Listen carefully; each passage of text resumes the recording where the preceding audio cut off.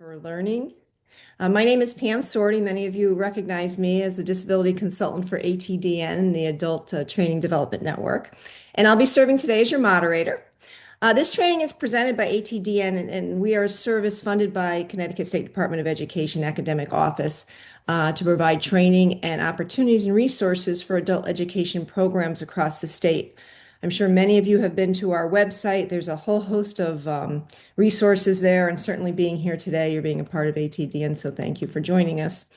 Today's session will be recorded, and the materials shared by our presenter, Jillian, will be made available to you. I will send them out to you in the next few days with the recording and the information presented.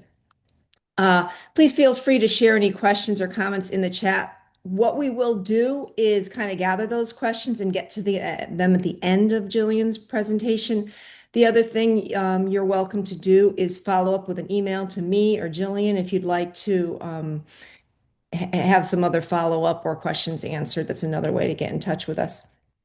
All right, so today we are going to provide an introductory session exploring fundamentals of universal design for learning, or UDL, and its significance in adult education.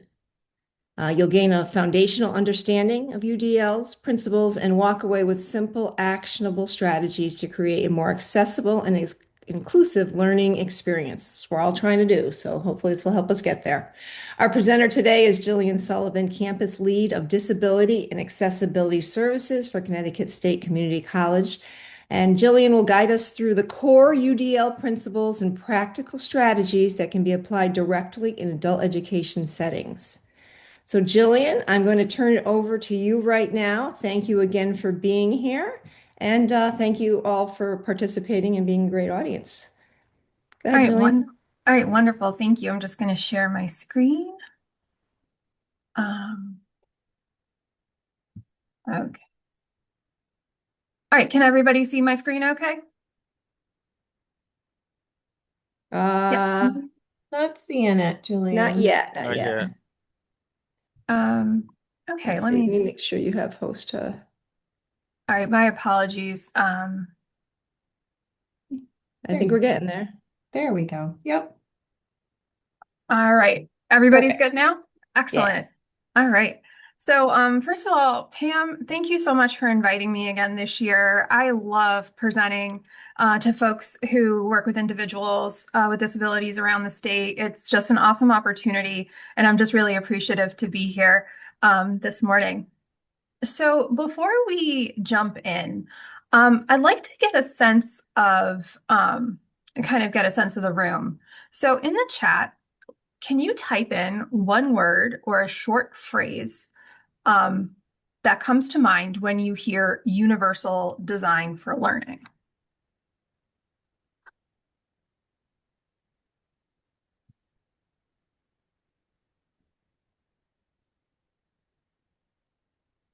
I'm seeing a lot of access. Awesome. Accessible. Yes. Awesome.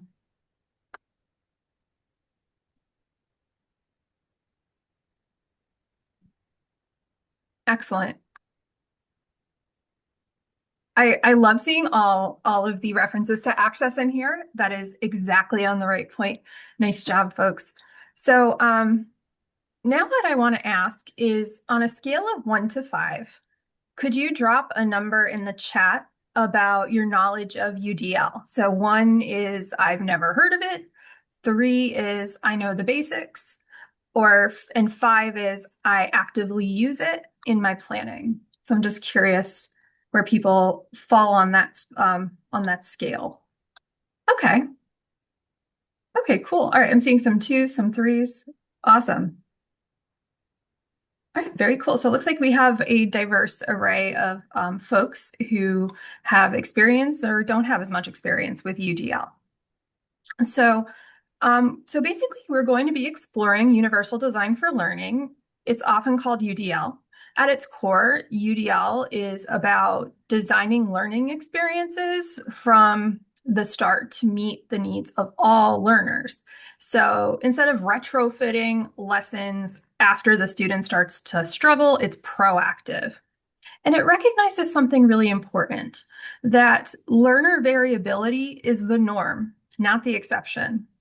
So I'm hoping by the end of our time together, you'll understand the core principles of UDL.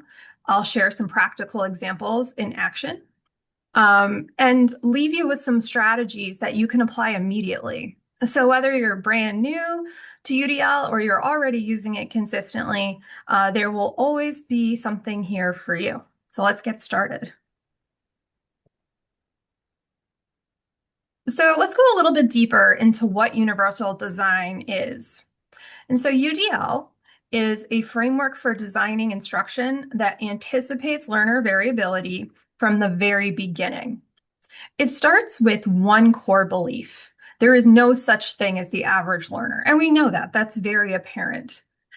Each learner brings different strengths, background knowledge, language skills, interests, sensory needs, processing styles, and life experiences.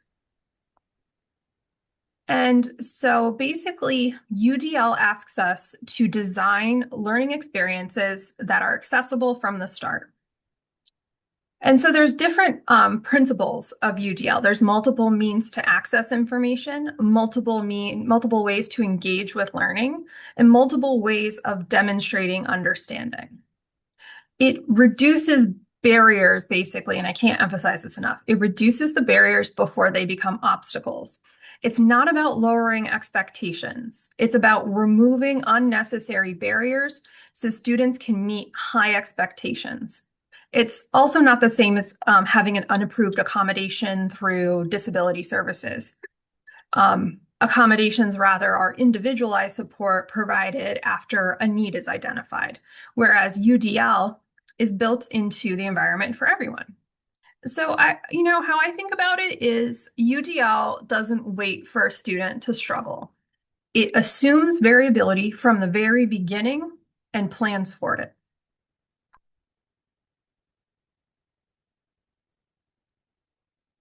So we're going to talk about the different models of disability. And so when we're thinking about UDL as a proactive design for variability, we also need to look at something foundational, and it's how we think about disability in the first place. This is because how we define the problem shapes the solutions we create. This is where the medical model and the social model come in. Now, the first thing I want to do is explain the medical model using a personal example. So I'm very open about the fact that I'm hard of hearing and I use hearing aids. I have a diagnosis and I see an audiologist. Now, from a medical standpoint, that makes a lot of sense. There's something happening to me physically with my hearing, and I receive medical support to manage it. Medical care is important and necessary. However, when the core idea behind the medical model is that the problem is located in the person. So if you look at this example here, this is a good example of the medical model taken to kind of its extreme. So we see that there are stairs here. Someone's in a wheelchair. They cannot get up the stairs. And rather than recognizing these stairs as a barrier, they're saying, her impairment is the problem. They should cure her or give her prosthetics. So instead of looking at the physical barrier here, we are placing the problem on the individual with the disability. And so in the medical model, disability is only viewed as the belief that a disability needs to be treated, fixed, or managed. The focus becomes what is wrong with them to how do we correct it. This mindset can show up in subtle and not so subtle ways in education and society. For example, what's wrong with them? Instead of asking what barriers might exist. It can look like specialized segregation being the first or default solution. If the person is considered the problem, not the environment, not society, they are seen as fundamentally different. And that can lead to isolation and focus on that individual as a charity case rather than a person. It can sound a lot like referring to someone by their diagnosis, such as saying a dyslexic in room 202 rather than recognizing them as a person. It can also show up physically, such as grabbing a person's wheelchair handles and moving them without permission, which removes their bodily autonomy. The medical model, again, is not inherently bad. Medical supports do matter, but when it becomes the dominant lens in society and in education, it limits how we can think about inclusion. It keeps our attention on fixing the person rather than examining the environment.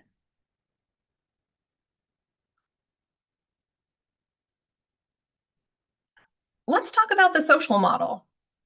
So the social model shifts the focus from the individual to the environment. The main idea is that the problem is with the environment, not the person. Disability occurs when environments, systems, and structures create barriers that limit access and participation. In this view, disability is not seen simply as a characteristic of an individual. It actually emerges from the interaction between the person and an inflexible setting. So, for example, one of my accommodations that I need to use to access audio media is I need captions. Captions don't get rid of the fact that I'm hard of hearing. It won't fix my condition, but those captions remove the barrier caused by my hearing difference, rather than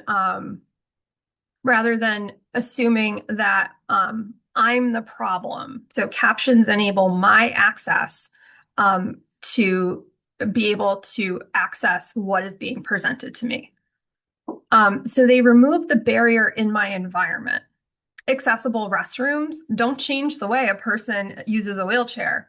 They just change the space so it can be used by more people. Automatic doors, lowered light switches, and sensory-friendly spaces are all environmental adjustments that increase access. These changes benefit many people, not just one group. So an interesting story one of my professors told me is that when she was expecting, and she was, I think she was in her 8th month of pregnancy, and she was feeling pretty uncomfortable, stairs had become very difficult for her. And so she ended up using a ramp. And although the ramps are typically designed for people with mobility devices, in this particular case with her pregnancy, the ramp benefited her. So this is a prime example of universal design. Basically, the social model encourages us to ask a different question. Instead of asking what's wrong with the person, we ask what barriers exist in this environment. So it's challenging, but it's important that we shift thinking because it moves responsibility from the individual with a disability to the design of the system. And so this is where universal design for learning connects to the social model. UDL is the practical application of the social model in education. It takes the idea of removing environmental barriers and applies it to curriculum, instruction, materials, and assessment. Instead of waiting for a student to struggle, UDL is proactive. It asks us to design learning environments that are flexible and accessible from the start. So that's why I was so happy to see folks in the chat stating that when they think of UDL, they think of access, because that is the core of UDL, is ensuring access. So we're going to take some examples of real world situations and what the medical model views the situation as, and then the social model views the situation as. So on the left, we have some common scenarios. In the middle, you'll see those situations interpreted through the medical model lens. And then on the far right, the same situation will be presented through the social model lens. So let's take a look at the first example. A person who is nonverbal cannot ask for help verbally. Under the medical model, it says they cannot communicate their needs. When we think about the social model, it shifts to they haven't been provided with an AAC device. If a person is late, for example, people under this medical view would say their disability makes them slow. Whereas with the social model, it looks at the transport system is unreliable. So instead of putting this almost like the problem is on the person, we look at it as the problem is with society. Another example, a person can't open a heavy fire door. And so under the medical model view, someone might say they are too weak, they need to build muscle. But under the social model, the door is a barrier. And so we need to put in an automatic push pad. So again, not blaming the person's disability, blaming the way that the building has been designed. Another one, a person is struggling to use a vending machine that only accepts coins. And so under the medical model, it's, someone might say their fine motor skills are too poor to pay with coins. But under the social model, the machine only accepts coins and the buttons are too small. And then finally, when we look at a difficulty filling out forms, oftentimes people will say this person with a disability is illiterate or low intelligence. But with a social model, it recognizes there's a problem with the document. The form is full of jargon and it's in a tiny font. Well, that would be difficult for anyone to use, regardless of whether or not they have a disability. So basically, what I want to focus on here is that the situation doesn't change. The interpretation does. So the medical model will ask, what's wrong with the person? But the social model asks, what's creating this barrier? And that's where UDL lives, is in that second question. When we design environments, communication, materials, instruction with variability in mind, we are intentionally choosing the social model perspective. We're also asking where the barrier is before assuming the limitation is inherent. So there's one thing I do want to know, and this is kind of controversial, is that language has evolved as in terms of how we refer to disability under the social model. So words, for example, like special needs, differently abled, those terms are rejected under the social model. And basically, the first time I was exposed to this way of thinking was reading a book called Demystifying Disability by Emily Landau, who uses a wheelchair as a mobility device. And she makes the point there's no such thing as special needs. And I was just like, oh, that's interesting. And as I understood her rationale, it made a lot of sense. We all have needs that are the same. So for example, someone in a wheelchair needs to be able to make it from point A to point B. That's something we all have to do. We do it every day. A wheelchair does not make that need special. I'm hard of hearing. I need hearing aids. I need to be able to communicate and understand people. That's not a special need. That is a human need. So basically, instead of thinking about people as having special needs or they're differently abled, the disability community strongly prefers people use the word disability. There was like a hashtag for a while on social media within disability communities stating that disability isn't a dirty word. It's the word that most people in the disability community prefer to be referred to, where euphemisms for many individuals in the disability community, like special needs, handy-capable, differently abled, those can actually be seen as kind of like patronizing. That just say the word disability. People with disabilities oftentimes view using those terms like special needs is just a way to make non-disabled people feel more comfortable rather than acknowledging the person has a disability. So I recognize that that language is what we were often introduced to during our trainings. So, when I was in graduate school, this is what we were taught. but like as society has evolved, language around disability has evolved. So basically, that's just something to keep in model is under the medical model, we see someone as having special needs, different from other people. But under the social model, we recognize that everybody has human needs and we need to adapt the environment to ensure their access. So to kind of summarize the medical versus the social model, as you can see on the left side, and it says the medical model, you can see the text in the circle that states the person is the problem. The arrows are pointing inwards towards the circle to symbolize how this model views disability as somehow an inherent flaw or deficit within an individual.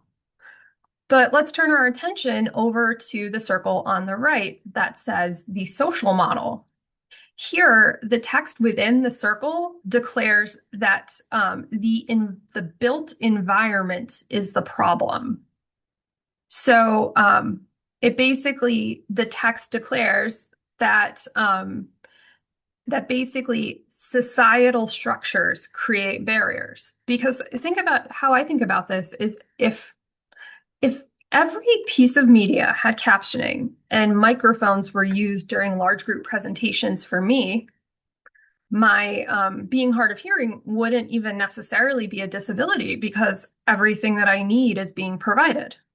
So the issue is not me with my hearing. The issue is that the presentations or movies or any sort of media are not accessible to me. So that's just one thing to keep in mind. So it's the view that disability is caused by societal barriers. It's not the individual's impairment or disability that impacts them. It's rather inaccessible environments, also discriminatory kind of ableist views, organizational practices. The shift when we think this way shifts from the individual being the problem to society being the problem. The problem isn't the person in the wheelchair, it's the lack of ramps and elevators. It's not the person's visual disability, it's the absence of audio cues and braille. So solutions involve societal change. The model advocates for systemic changes such as accessible infrastructure, inclusive policies, strong anti-discrimination laws, and shifts in societal attitudes. So let's talk about the basics of UDL. And so we're going to start with multiple means of engagement, which focuses on the why of learning. It addresses motivation, interest, and the emotional connection students have to the learning process. Now, not all students are motivated by the same thing, and not all learners feel safe or confident in the same environments. Engagement, again, we focus on variability. It recognizes variability in motivation and persistence is normal. So some common barriers that we frequently see within education include limited choice or relevance within assignments for students, a low sense of belonging, high stakes pressure or fear of failure, unclear expectations or goals. When students do not see themselves reflected in the content, they often can feel disconnected from their peers or are unsure of what success looks like. And so, understandably, their engagement naturally decreases. So as a way to reduce these barriers, we can offer topic choices within assignments so students have actual ownership over their work. We can connect content to students' interests, lived experiences, or career goals to increase relevance. We can provide clear rubrics and maintain a consistent course structure that helps students understand expectations and then also reduces their anxiety. In particular circumstances, allowing revision and low stakes practice shifts from performance to growth. It's important to create a supportive and predictable learning environment that builds on psychological safety and a sense of belonging. So when we intentionally design for engagement, we are not lowering rigor. We are increasing access to motivation, persistence, and meaningful planning. So I'll give you just a quick example.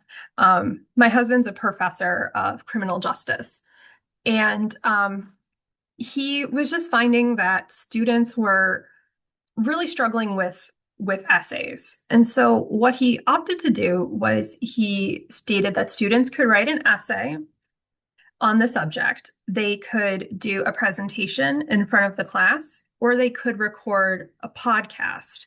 Most students, interestingly, chose to do the podcast project.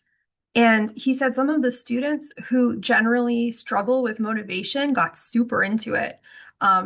He said like one student had a co-host and they made it more like a talk show.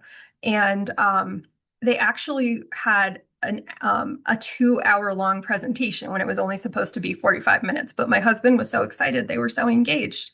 And they had sound effects and things along those lines to speak about their subject. So the fact that he just offered choice and made it relevant to their interests was huge, and it really increased student engagement. It's making sure that they can stay motivated, interested, and persistent. And so again, some of these students who maybe weren't as engaged during the semester really loved the podcast project, and they had definitely like little illustrations come in, they had music, they had sounds. It was really awesome. And it was just even just like that slight change from writing a whole essay to offering 3 options made such a difference for students because they can express how they know things and they can maintain engagement.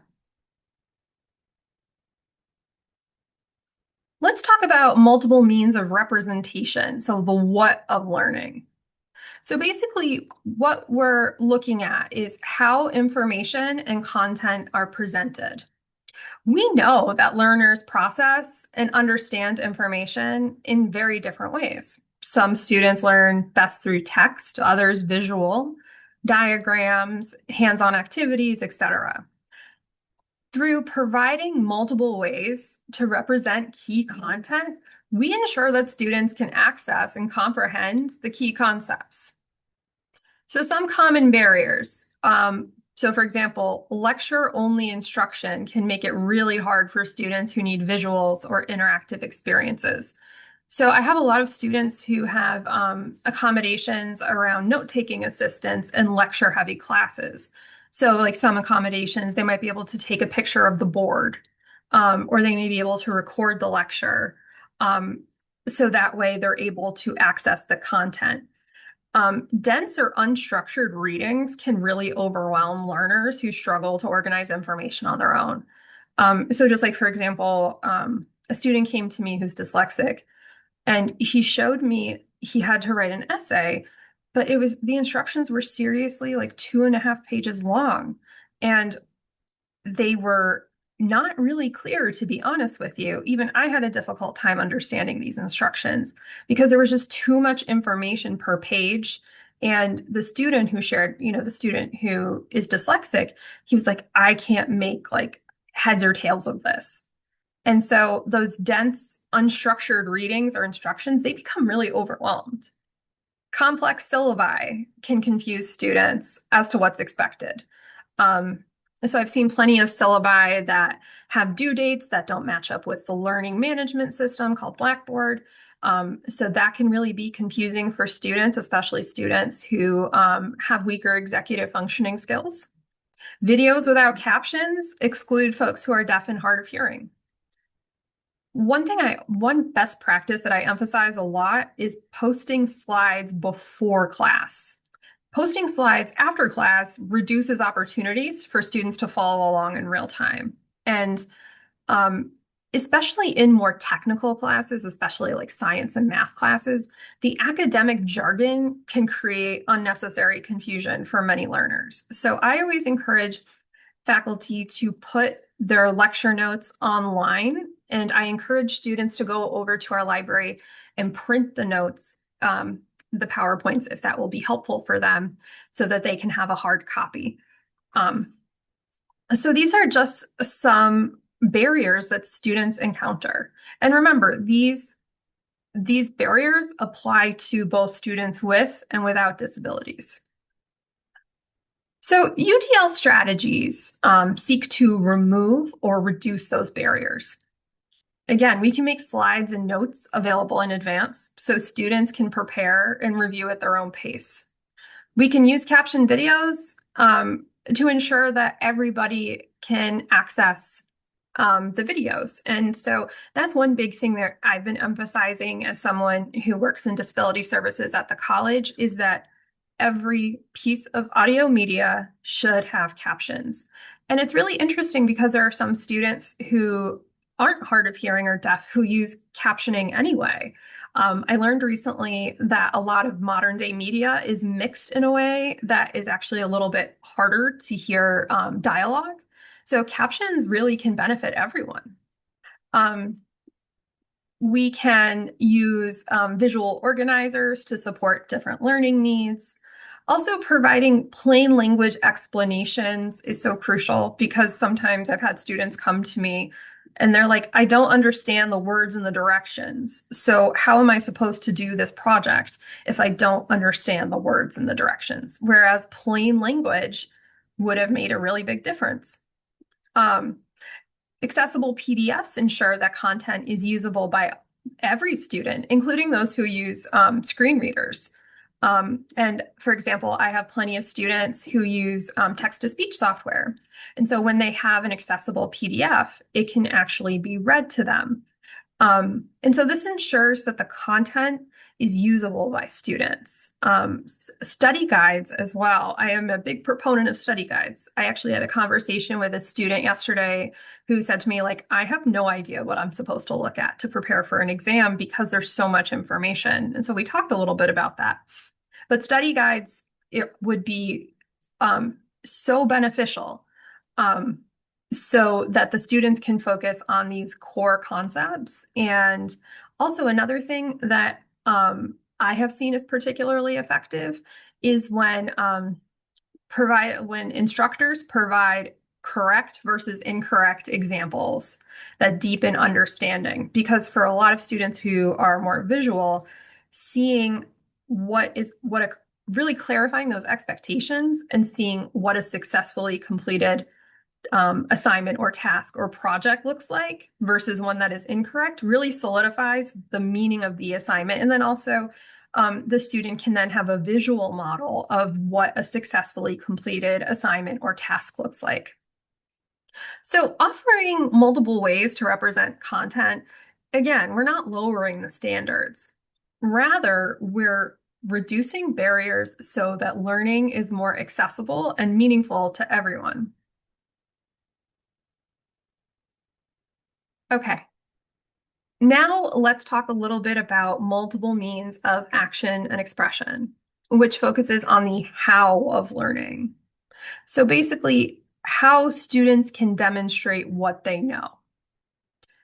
And when we think about this, just as students vary in how they take in information, they can also vary in how they express their understanding. So some people, like me, I'm much stronger with writing. Other people are more into speaking or visual projects, and some people can show what they know using tools or technology to communicate effectively.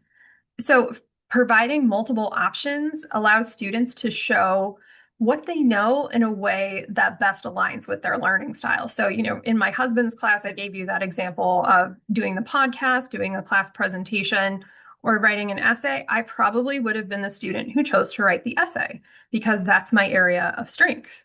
And so it's making sure that we are accounting for a variety of different students and their strengths. And when it comes to multiple means of action and expression, there are several common barriers we see. So like requiring only one format for assignments, like an essay or a test. It may not capture all of the learner's strengths. Students can also struggle with planning and organizing their work. Many students I work with have weaknesses in executive functioning. And then another issue is when students have fewer opportunities for feedback. One thing I recommend students do is if they're kind of feeling unclear about an essay, to make sure they make a point to go to their professor's office hours, because their professor will be able to really look closely at their product and let them know if the student is on the right track. So UDL offers strategies to address these barriers. So we can let students choose how to show their learning, whether through paper, presentation, video, or another creative format. Large projects can be broken into smaller, manageable steps with checklists to provide planning and organization. A lot of the students I work with struggle with this, breaking an assignment down and like basically assigning a specific due date and knowing how to chunk it. That is a really challenging thing for students who I work with, because oftentimes what students report that they see to me is, I have this huge like 10-page essay that I need to write and it's due in 2 weeks and I don't know where to get started. And then they feel overwhelmed and they procrastinate, and then they have to rush through this essay. Whereas, if the essay had been broken up into smaller, more manageable chunks, the student could have been working on it along the way and not have felt so overwhelmed. Templates, guides, concrete examples are really important, as I previously mentioned, to help students know what success looks like. Providing plenty of practice opportunities and excellent feedback before grading, it allows students to build on their confidence. And so when we grade, in my opinion, students should be we should be focusing on the mastery of content, not just the speed or the format.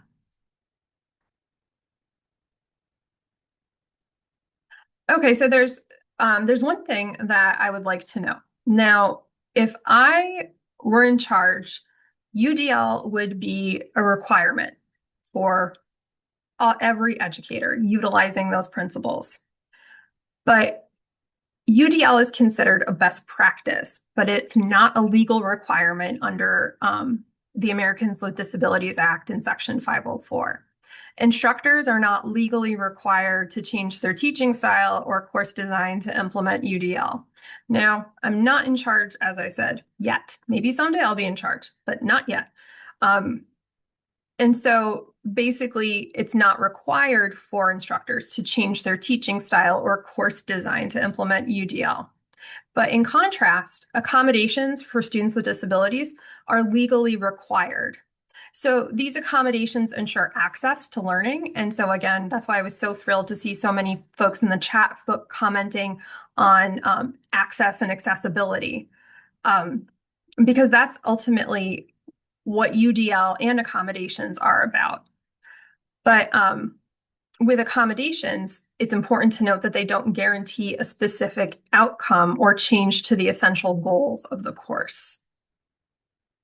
Basically, the way that I like to think about it is UDL complements accommodations. They work together by reducing barriers for all students, but they cannot force changes to the course content, assessments, or essential requirements.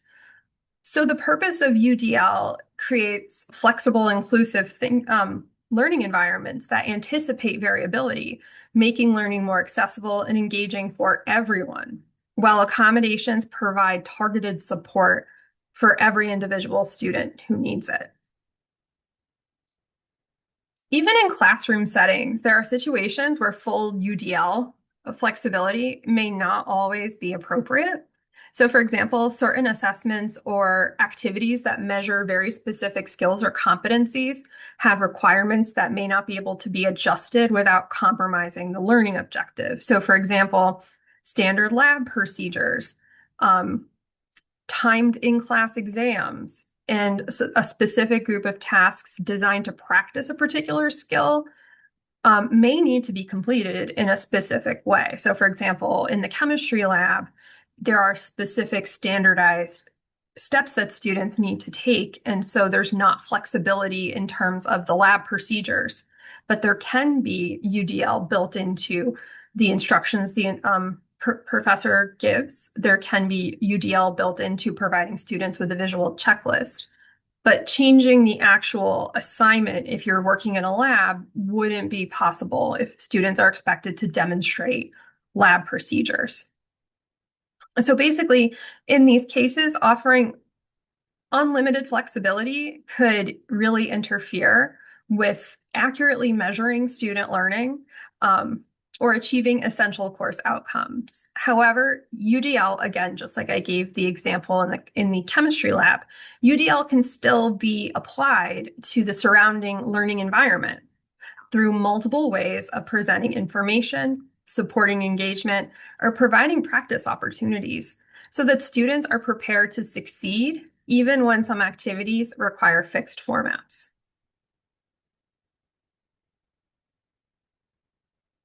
All right, so I thought it might be helpful for folks to see UDL versus accommodations, because I think sometimes there's some confusion between UDL and accommodations for students with disabilities. So again, we've talked about this a bit. UDL is the proactive design of instruction for all students. The goal is to reduce common barriers before they occur and to create flexible learning environments wherever possible. And again, as we've discussed, flexibility can take many forms. For example, a student might be allowed to submit a paper, a presentation, or a video. Assignments that include checklists, templates, scaffolds to support planning and organization can be provided. Lecture materials can be offered in multiple formats, such as text, audio, video, or diagrams. Videos and audio content should include captions and transcripts to ensure that all students can access the content. So in contrast, we think about adjustment accommodations, which are adjustments for students with documented disabilities. And accommodations are targeted, legally required supports. So these accommodations focus on ensuring access for a specific student rather than changing learning goals or expected outcomes. So examples may include extended time on a timed exam, speech-to-text tools for students with motor or learning disabilities, and a quiet testing room or sign language interpreters for a student who is deaf. And so, again, as I previously mentioned, I just want to make sure I emphasize this. UDL and accommodations complement each other. UDL reduces barriers for every student. Everyone can benefit from, for example, having copies of notes before class. Everyone can benefit from checklists and study guides and visual diagrams. Everyone can benefit from captions on any audio or video. So everyone can benefit from UDL, whereas accommodations are designed for students with a documented disability. And they are tools that are individualized for that student. But basically, UDL reduces barriers for everyone proactively, and accommodations provide the necessary support for individual students when specific needs come up. Together, they create a more inclusive learning environment and without compromising expectations or learning outcomes. So I'd like to talk a little bit about UDL outside the classroom.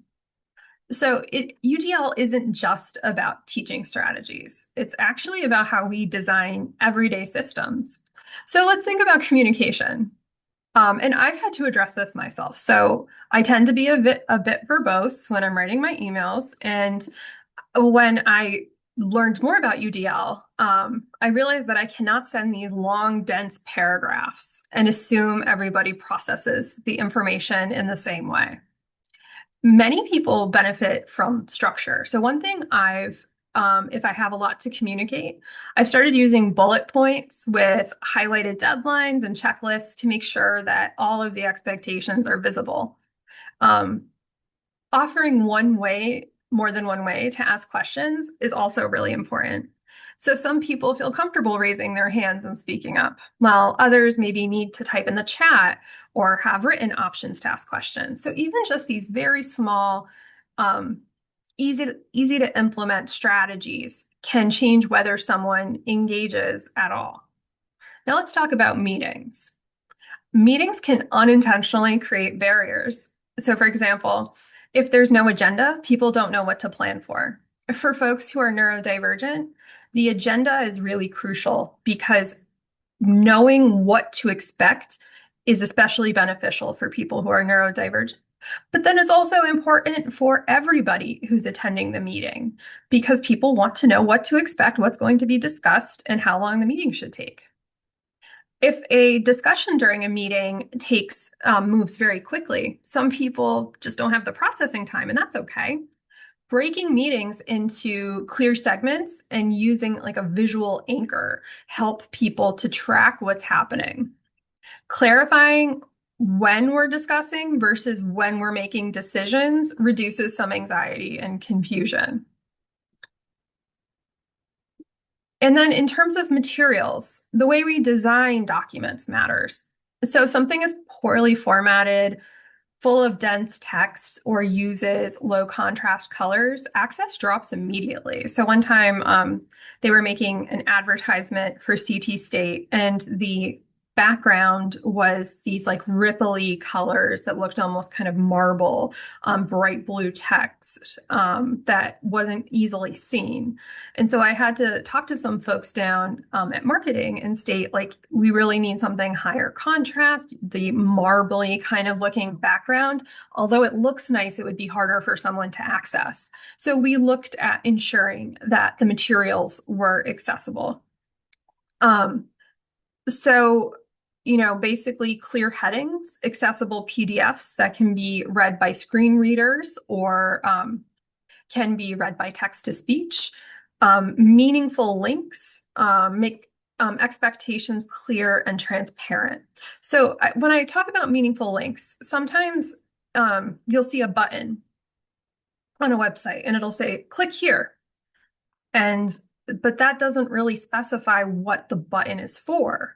So if someone is using a screen reader because they have a visual disability, having a button that just says click here doesn't tell them what the function of the button is. So making sure that the hyperlink is meaningful and says, click here to buy this item is much more clear than just click here. So basically, when people can find what they need, they're more likely to be successful independently. And now let's talk about the physical environment. And I have quite a bit to say about that. Noise, lighting, and layout really impact participation more than folks realize.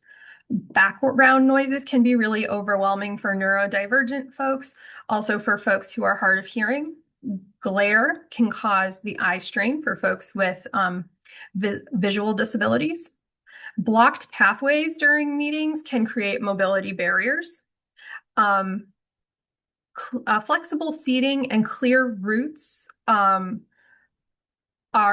really important to ensure that people are able to participate in the meeting in a way that best works for them. And so basically, the big idea is simple. Design choices can create friction or can reduce it.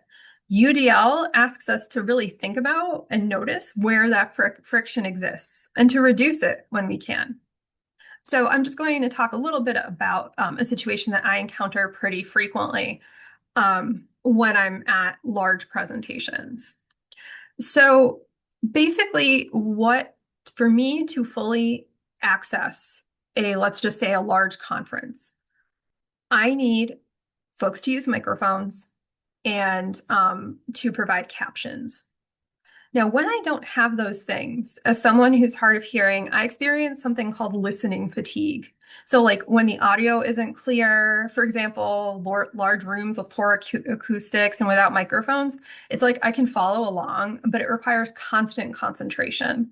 So for me, I can hear, but it often feels like I'm listening to someone in like a fishbowl sometimes. And so I'm hearing what they're saying, but like there's sometimes little pieces of words that I don't hear. And then mentally I have to like put them together within context to be like, oh, that's what the person is saying. So as you can imagine, it can be pretty exhausting. And so this happens a lot.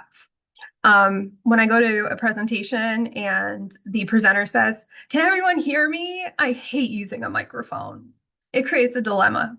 So, most of the time the audience will be like, "Yeah, I can hear you." And the presenter might say, "Yeah, I know, I'm loud enough." But this really creates a dilemma because, like, am I supposed to raise my hand and disclose my disability in front of a room of people that I may not know? Um, or do I stay quiet and run the risk of listening fatigue? And then in that context, thinking about it, approaching the presenter in these scenarios, during a break and asking them to use a tool that enables my access is actually really awkward. It requires me to basically disclose, explain, and request something that could have just been built in from the start. And so that's what I mean when we talk about shifting the burden from the individual to the environment. I would be able to access a presentation if captions and microphones were provided. But instead, I'm experiencing listening fatigue and I'm not able to fully engage with the presentation or the conference. So basically, if a microphone and captioning had been used in my case, we would have never had a barrier in the first place. Okay, and let's just kind of do a quick review of what we discussed. So just some of the key points. So first, the idea of learner variability is the norm, not the exception. There's really no average student. Every learner brings unique strengths, experiences, preferences, and ways of learning and processing information. And so if we go into teaching with variability being expected, many of the barriers our students face are actually really predictable and we can plan for them. So for example, some students may need a text in multiple formats. Others may struggle with organizing long assignments, and others can benefit from multiple ways to demonstrate understanding. The good news is that flexibility in design doesn't mean we have to lower the standards. We can offer choices or alternate formats while still maintaining high expectations for learning. Even like just very small, easy design choices can make a huge difference. Something as simple as creating a checklist, giving materials in advance, or allowing students to submit a video instead of an essay can remove barriers that might otherwise block learning. And so that really is the power of proactive design. It reduces unnecessary struggles before they happen. And finally, it's important to remember that improving access doesn't just help students with disabilities. So when I gave the example of my professor who's expecting, who used a ramp because it was hard for her to get up the stairs. So when we create flexible and inclusive environments, everyone benefits.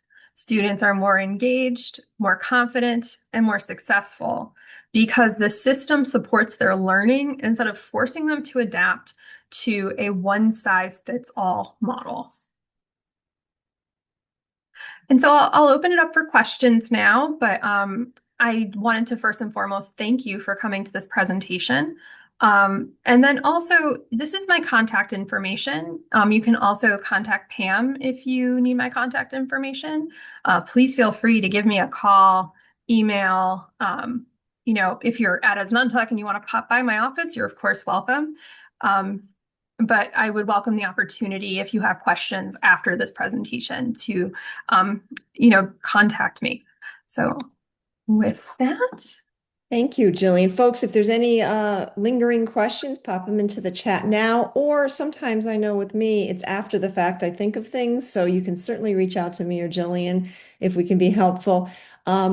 We did record this session and I will be sending out to you the recording along with some notes from the session today.